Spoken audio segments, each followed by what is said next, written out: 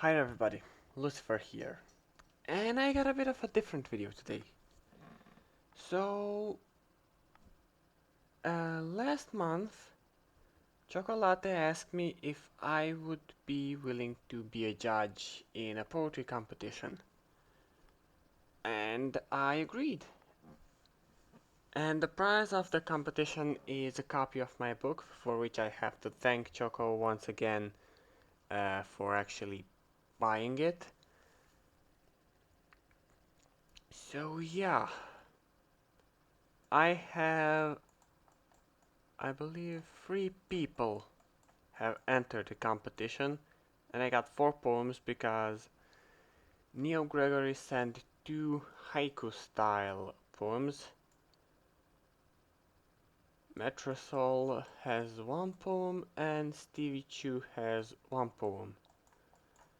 I do gotta say that I haven't read these, so I'll go through them slowly and I'm gonna say what I like, what I dislike, what I think works, what I think doesn't work. And I will try. I can't say which one is objectively the best, because I definitely do not have the knowledge for that. I can just say which poem I consider to be somehow most impactful. So yeah, let's just get into it. Green leaves and green stones, grand buildings crossed by black roads. Where do I belong? This is pretty decent, pretty existential haiku. I do like it. I do like it. But maybe one little thing I would hold against it is it's kind of classic existentialism. It's definitely not bad, it's a good poem, but it doesn't really stand out to me that much. Okay, let's go to the second one. Dare I even ask what lies beyond eternity? Or what fear it brings? Okay. Oh, what fear it brings. Sorry, I misread that. This is also an existential one, kind of similar to the first one, but instead of a question, it ends with a statement. It ends with, oh, what fear it brings. So I'm trying not to be too preachy about this, but I have to be in the same time. Because ending a poem with a question can work fantastically. But if you end with a statement like, it brings fear, you know it brings fear. It brings incredible amounts of fear, like the second haiku here does. In my opinion, it's a lot more impactful.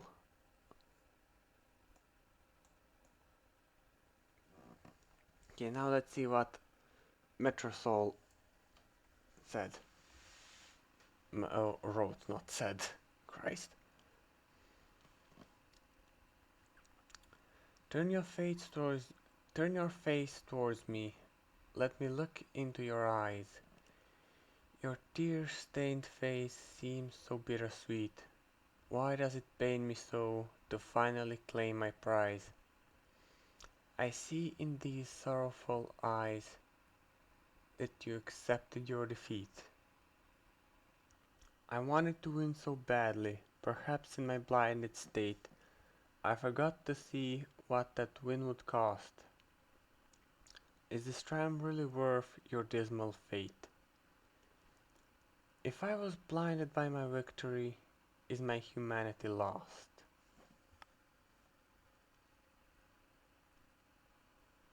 Okay, here, I do gotta say that switching the second and the fourth line of the second stanza would work a bit better in my opinion.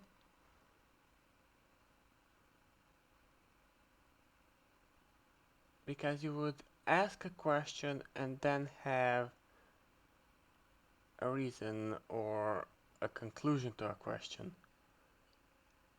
But the thing is that they're all kind of interconnected, so that would mean you would have to move the first line somewhere else as well, and that would kind of create even more problems. Anyways, let me just continue reading this. You cry out to me, pleading, begging, shouting at me to finish this. I can't, not yet. There is still more to do. I continue on, you challenge me once more, just to miss. And I, still blinded, your plight was blocked from my view. I do gotta say the last line in the third stanza kinda threw me for a loop. I mean, it seems kinda disjointed. And I still blinded your plight. It kinda jumps. If you just remove still blinded and try to read and I your plight, it makes no sense. You cannot follow any logical thread of the poem in this line, which is kind of problematic, but okay. Let's move on. It is up to you. Will you roll the dice of fate? You roll the dice even though you know you lost this fight. And the last you roll double ones. You flip the table. Your eyes are filled with hate. It will be hard to get you to come back next time we have game night. Okay, I do gotta say I love the twist at the end, because you have this deep poem, this dark tones and everything, and then it's just somebody raging at a game night. I love that kind of stuff, personally. It's a decent theme. I mean, I'm not gonna say that the haikus didn't have a decent theme, but they kind of approach it from a safe angle, while this, it, in my opinion, it's a bit more daring, a bit more risky, which does cause some of it problems, but in the end, it does land pretty well. So yeah, let's go for the last poem. Okay, let's see what this is about. There once existed a server in Discord with a Vietnamese totalitarian dictator as its lord. Okay. It began with sharing art, but sometimes turns to fart. Regardless, however, the server still remains, to this day, full of beauty and pain. Hmm. You should stay, Cupid Bry. This time I didn't tag the wrong Bry. Okay, this is a bit meta, I do gotta say. Time opens my eyes to see just how much this server means to me. Anywho, I got a train to catch. To a job interview where I must act.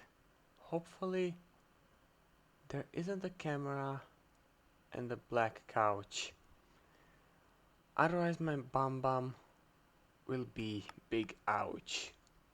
Okay, I do understand that reference. Ahem. Well, this one is just taking a piss. out of basically everything. Kind of pokes of fun on the server itself, kind of pokes of fun on people in that server. It it pokes a fun of the author itself with the camera and the black couch, which I'm not gonna explain. If you get it, you get it. It is interesting. It is original. Huh.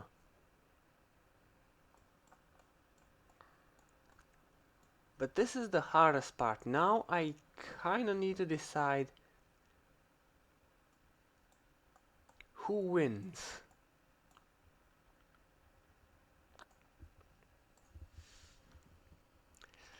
Okay, so this is what I'm gonna say. Um, Stevie Chu's poem is interesting. It is, as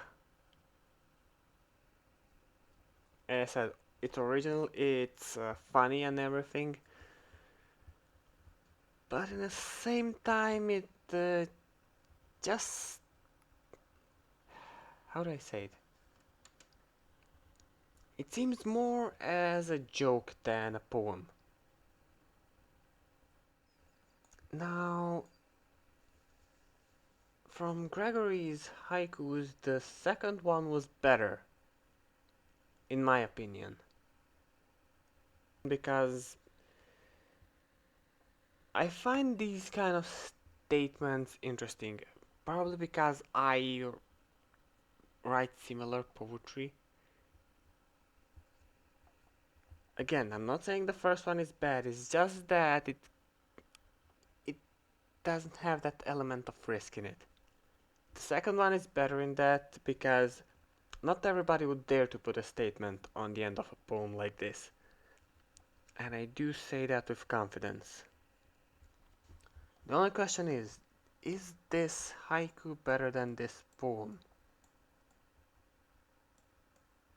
And this poem is it's a quality poem. I do gotta say it's an awesome poem. But lines like fourth line in the third stanza, it does kind of fell apart there.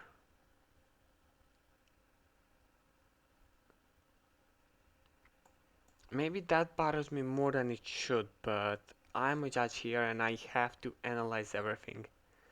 And once I make a decision, there is no going back. And as I said, the second stanza also doesn't seem to work 100%, which is a risk when you write a longer poem. You have to make sure that every line works, that everything is connected the way you want to.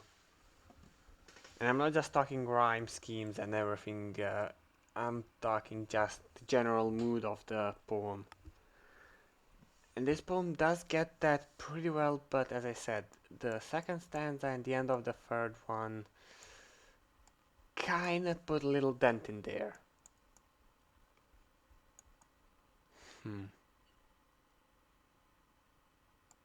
So I believe that Neo Gregory has won this competition with the second haiku here.